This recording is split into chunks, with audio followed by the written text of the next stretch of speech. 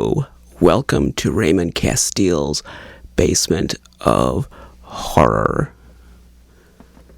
Today we're going to look at two toys, just two, but they're very special toys. These are toys made by a company called Glasslite. You've never heard of Glasslite? Well, maybe you've heard of Glasslite. Most American collectors pronounce it Glasslite. I saw someone online who tried to pronounce it a little more accurately, and they called it Glasslite. But as far as I can tell, the correct Brazilian Portuguese pronunciation is Glasslite. Glasslite.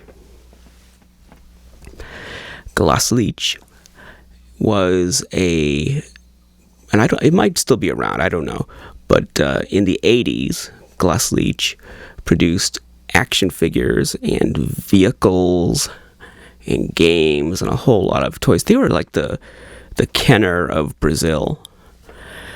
They had the Star Wars license. They didn't make, as far as I know, original Star Wars figures. They made the same figures that Kenner made. I mean, there might have been, I'm not a Star Wars collector, there might have been some characters unique to Brazil, I don't know.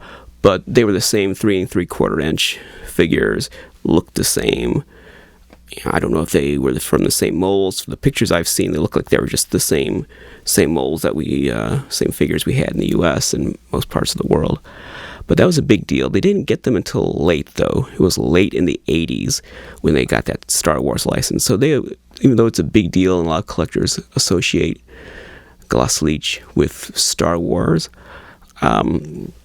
they actually had a history of action toys, action figures and cars and things a number of years before they got that Star Wars license. They're best known today anyway for 3 3/4 inch style figures. They made some other things too, but they didn't make, as far as I know, Mego style or G.I. Joe style. I haven't seen anything like that. Everything I've seen has been 3 3/4 inch or maybe 5 inch or something like that. They had a lot of licensed properties like Knight Rider. They were big on Knight Rider and MacGyver. They were really big on MacGyver. It seems like they made a lot of MacGyver stuff. They had Rambo, the A-Team. I've seen a number of different Glasslite toys based on the A-Team. And some other licensed properties. Star Wars became the big one. But they did a lot of American TV show, like action TV show licenses. And they had the Rambo license. But that might have been based on the American cartoon. So that might have been TV as well, I'm not sure. They did a lot of different kinds of cars, just not licensed particularly, although they did licensed cars as well. But they just did, toy cars, all kinds of different toy cars, like Jeeps and trucks and things, and electronic games. So a variety of things. If you look up Glasslite, it's spelled Glasslite, so it looks like Glasslite. If you look them up and just look at what toys they made, it's a wide variety. And I'm by no means an expert on it. In fact, I really only know about one toy that they made, and everything else, my knowledge is just sort of background knowledge. I know they made the Star Wars toys. I know they made Rambo, A-Team, MacGyver, Knight Rider, and some other. I know they made a lot of vehicles and games. So that's it. I mean, that's pretty much all I know. The only toy that I have any kind of really first-hand knowledge of is the one we're going to look at today. Sometime in the 80s, I don't have a specific year, but sometime in the 80s, Glasslite made Dracula toys. I don't know what got them onto Dracula. As far as I know, there wasn't a cartoon, there wasn't a comic book or TV show, or there certainly wasn't a new movie.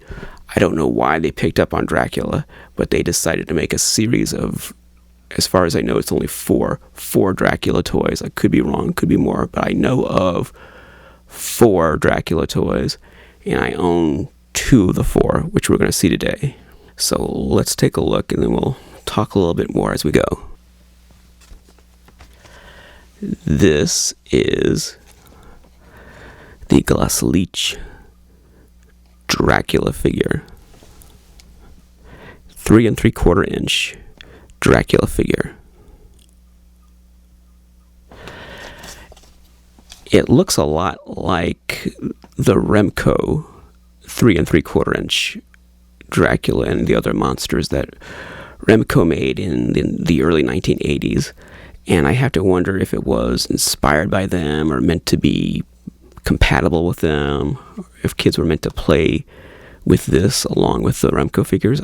I think this Dracula came along later. I'm thinking like mid-late 80s. I don't see a date. I mean, there could be a date somewhere. I've looked all over the card. I don't see a date. I could just be missing it, but I'm guessing this is like 87, 88, something like that.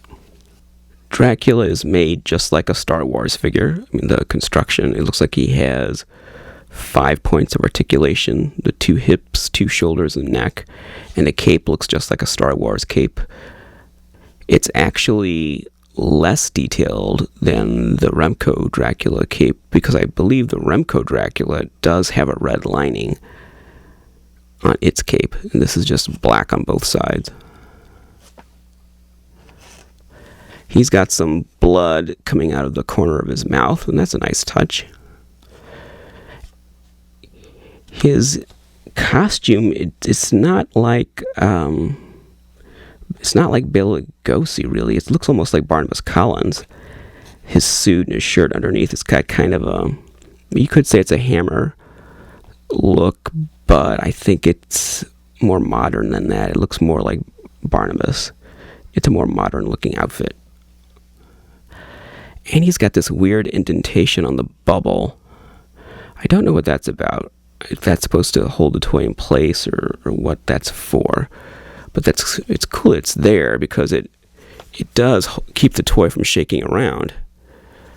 So that little indentation does its job, if that's what it's for. It keeps the toy stuck there. It doesn't shake around. One of the things this toy is known for is the artwork on the card, and a lot of people would say that the artwork is more interesting than the toy. It's got this really lurid artwork, very detailed, lurid picture of Dracula with all this blood just gushing out of his mouth and falling on his shirt below. And it's interesting that they took that blood and reflected it on the toy itself. The toy's got blood on his mouth as well. Now, at the top of the card, it says that's from the Terror collection. But as far as I know, this is the only character in the Terror collection. I don't think there are any other monsters. They never surfaced. I think by now, if there were other monsters, we would know. And it's interesting that Dracula has this little accent mark on top of the A. The A has a little accent, so I'm not sure how you would pronounce that. I'm not going to try. That name, the Terror collection, would indicate that there would be maybe a Frankenstein or a Wolfman or a mummy. But as far as I know, this Dracula is the only one, the only character in that set. Maybe they intended to make a set and they just got as far as Dracula and that's it. I don't know. Now, this card is in Portuguese, obviously. It's made for the Brazilian market. This is not a US toy. So all this text is in Portuguese. Let's see what it says. Nas sombras da noite ele ataca enquanto a cidade dorme. Oh, I know. So here by the D, this text right here in the corner,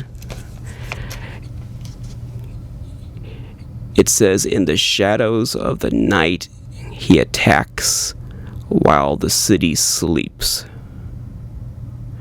In the shadows of the night, he attacks while the city sleeps. And this text down here under the name Dracula, this part here,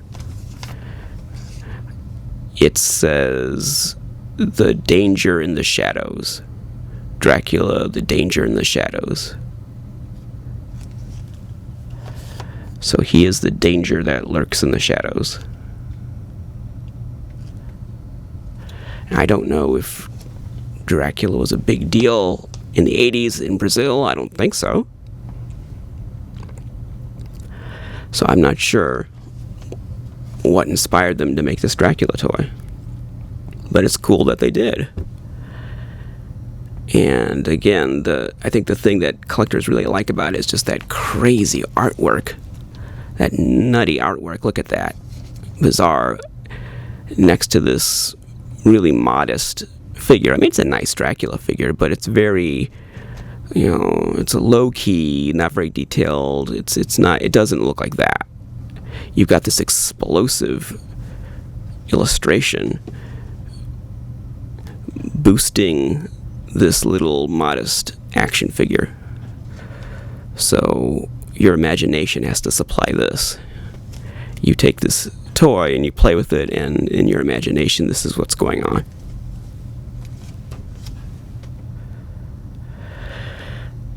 But this is not the only thing they made for this Dracula series. I said they made 4 toys. I'll put them over here. And here is the next most desirable piece in that collection. That is a playset. And you can see it's also got the same Dracula figure included. But in addition to the Dracula figure, we have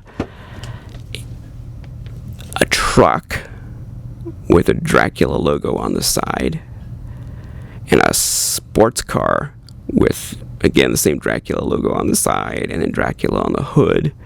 So Dracula's all decked out in these cool vehicles. I mean, he's got it going on. It's almost like he's a superhero or something, and these are his vehicles that he's going to use to do superhero stuff.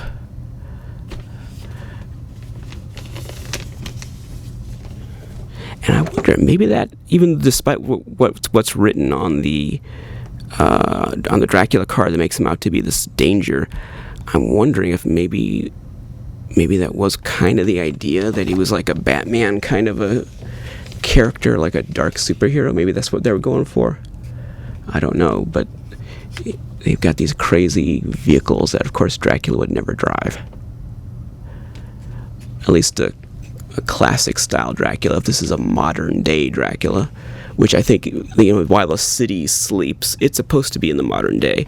So this isn't from 1800s Transylvania. This is supposed to be in the modern day, and probably in Brazil. That's the idea. So I'm wondering, is this Dracula, despite all the terror and the blood and all that, is he supposed to be a superhero of some kind? I don't know. But I do think it's no joke. He is supposed to be driving these cars. That's the idea. I mean, the figure, I don't think the figure would fit in these cars. It might fit in this car, but I don't think it would fit in that truck. The truck's too small. And I suspect that these vehicles are things that they were already making. They already had these on hand, and they just put the Dracula stickers on them and made them part of the Dracula line. Why not? But it's a wonderful, substantial box playset. It's big, it's heavy. It's got artwork on all but the back.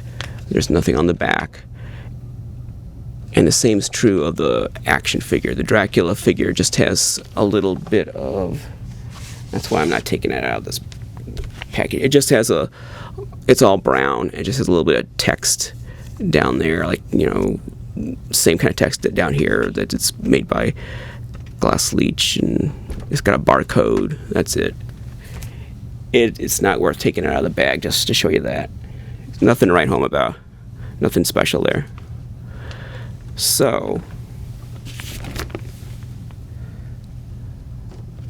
in addition, Glasslite also made another vehicle playset that just has the figure in one vehicle, and I don't remember what the vehicle was. I don't know if it's a repeat of one of the vehicles in the set or not. I don't remember, but I think it's in like a plastic dome with a base, but I'm not sure.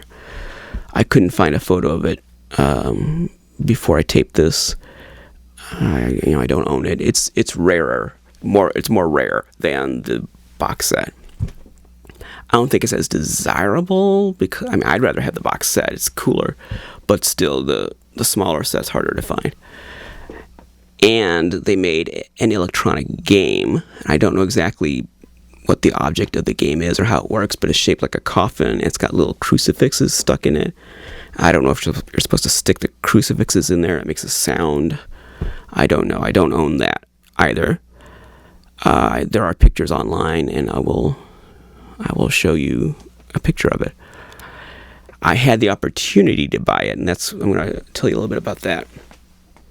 How did I come to own these rare toys? And they are very rare. These are very rare. How did I come to own these things?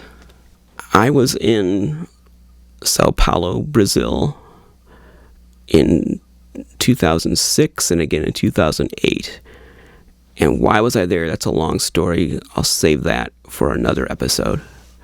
But I was in Sao Paulo, and during my 2008 trip, before going there, I had been talking online to a toy dealer named Henrique, I think that, Henrique. And he sold me a Glasslite Dracula figure online. He didn't know I was coming. I don't think I knew I was coming yet. So we were going to complete this transaction online. He was going to mail it to me, and there were language barriers and cultural barriers, and we couldn't figure out how to get the money to him. I kept saying, well, there was already PayPal at the time. I said, well, can we use that? No, I can't use that. Can we wire the money like Western Union? No, for some reason that wasn't going to work either. I don't know why. We just couldn't we couldn't figure out how to get the money to him. And then he couldn't figure out how to mail the thing to me. And then the opportunity came up to actually go there. So I said, let's not worry about the money or the mail.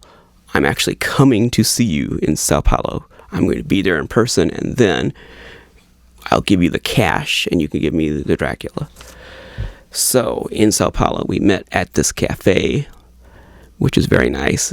I went there many times. And we sat there and had a nice afternoon. He brought several toys. He actually had a number of these Draculas, and I bought a few of them, not just one. And I only paid $15 each for them. I don't remember how many he had, but I didn't buy every one he had, but I bought a few.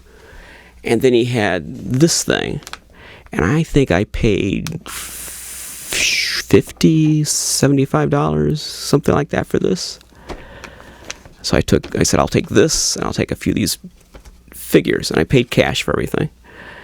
And we're sitting at a table in this cafe doing all this by the window, seeing the streets of Sao Paulo, people walking to and fro, and it was a very nice experience. We were sipping espresso and having fancy little lunch, and it was cool. And talking toys, and the language barrier really didn't exist in person. It was just online. Online, we just couldn't communicate, couldn't get past that. But sitting together, we were fine. We could talk about toys and monsters and stuff, and it was, no problem. In person, face to face, we had no problem talking, but online, it just wasn't happening. And then he had that game, and he, like I said, he wanted like $15 for the figure, and I don't know, it was $50, $75 for the set, but he wanted $200 for the game. And I thought, no. I'd never heard of that game before, and it wasn't an action figure. I collect figural toys mostly, so games don't really thrill me. I mean, I have a few games, but it's not a big thing, and this was like an electronic game. If it had been like more of an old-fashioned board game with some kind of three-dimensional pieces you move around, maybe I would have been more interested, but this was like some kind of a electronic game that made noise or something. And it was $200, so I said, nah, I'm not gonna take that. I passed on that. Should I have bought it? No, not for $200. Apparently now, though, that is, today, if you could get that for $200, you'd jump on it. Apparently, to the right person, that's a very good price for that game. That's a very rare, sought-after piece, and $200 wouldn't be any big deal now for that piece. That would be a very good price. That would probably be a steal. But at the time, it was like, whoa, that was a lot of money. And he didn't have the smaller set with just the one figure and the one vehicle. He didn't have that, or I would have bought that too. So I had that game in my hand, and I passed on it. And that's okay. Even sitting here right now, I don't really care about that game. I mean, I know it's a rare thing, and people want it. I don't care. It doesn't do anything for me. The only reason I'd want it would just be for the sake of being a completist, because I got these things, so I might as well have the game too, just to say I've got it all. The single vehicle set, I'd like to have that. I wouldn't throw a ton of money at it, but it'd be nice to have that too. But if these two things are the only things I have, that's fine. I sold the other figures, so like I said, I bought more than one of these, but over the years I sold the rest. Now I'm just down to this one, and I'm not selling that. I want to keep this pair intact, and one of these days maybe I'll get that other vehicle. So it was an interesting little adventure buying these in Brazil. These are Brazilian toys made for the Brazilian toy market.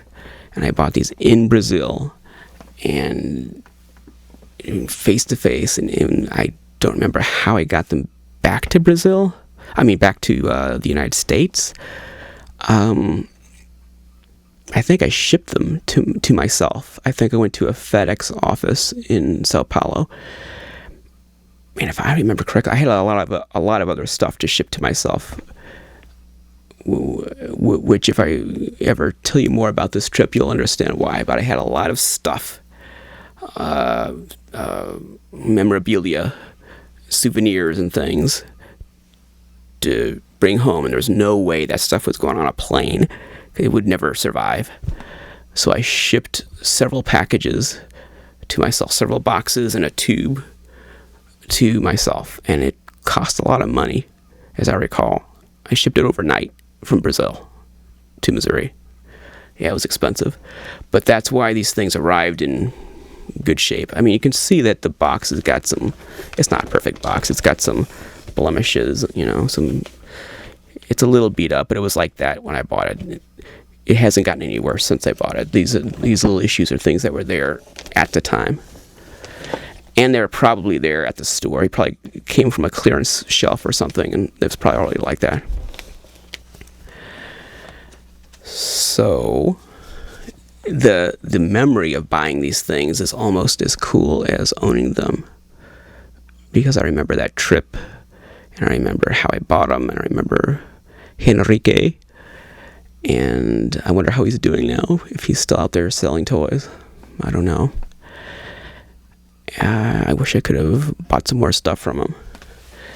So it was just a fun memory of collectible monster toy shopping in Sao Paulo, Brazil. That was a cool experience.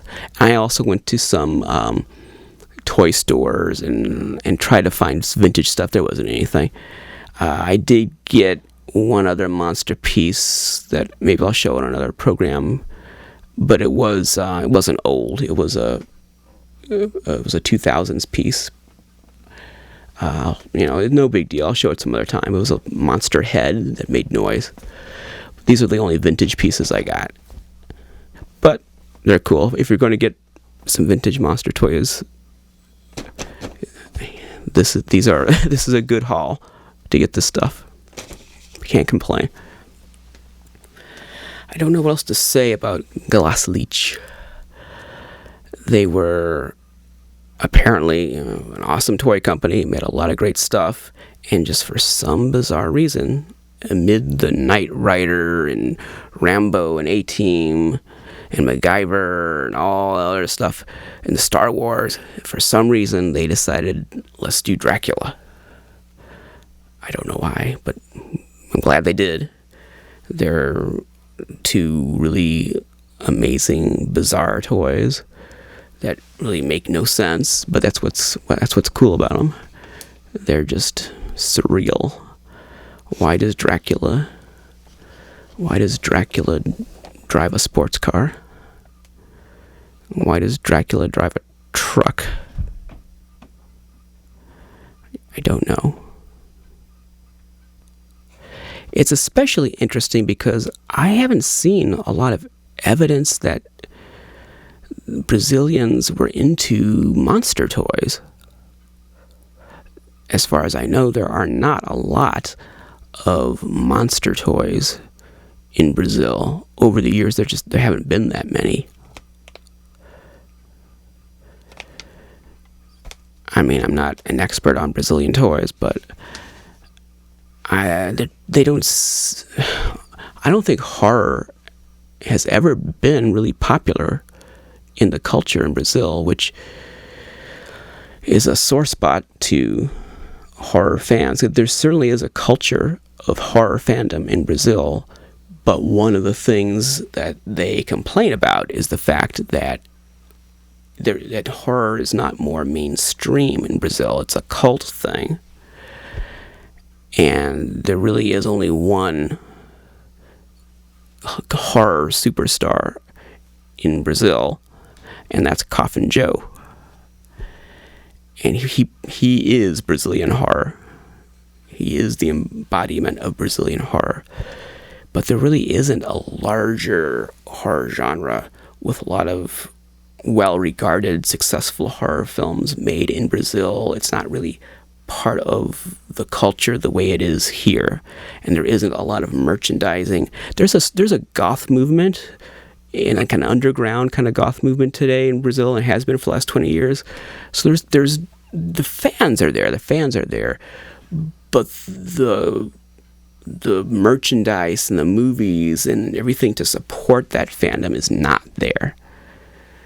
And I could go on because I'm not Brazilian, but I'm plugged into the Brazilian horror culture and know a lot of people in Brazil who are horror fans, and this is something that they complain about and something that bothers them, that there isn't more of a established culture of horror in Brazil the way there is in the United States and England and Japan.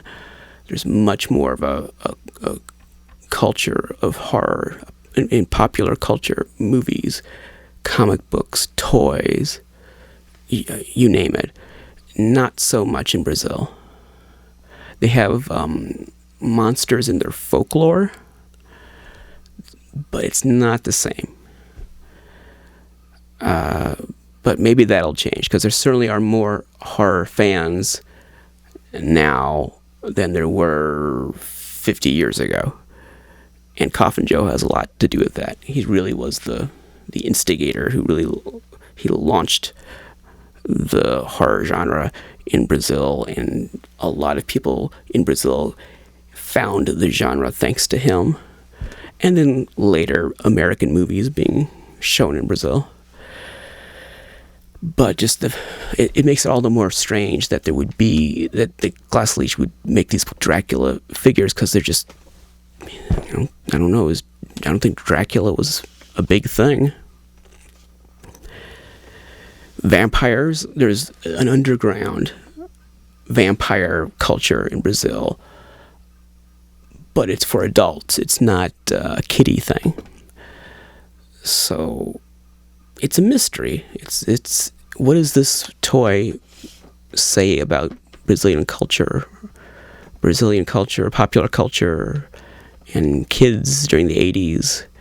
It's kind of an oddity. It's kind of an anomaly. Like it doesn't quite belong, which makes it even cooler. The fact that it's kind of out of place. Well, eventually we'll do a story. We'll do an episode all about Brazil and my connections with Brazil, and why I was at Brazil, why I went to Brazil, and why I was in Sao Paulo and Coffin Joe and all these things I've been mentioning. Sometime in the future, I'll sit here and tell you the whole story, but not today. That's it. Wonderful Glasslite Dracula toys. Hope you enjoyed looking at them. Until next time, remember that he who dies with the most toys is dead.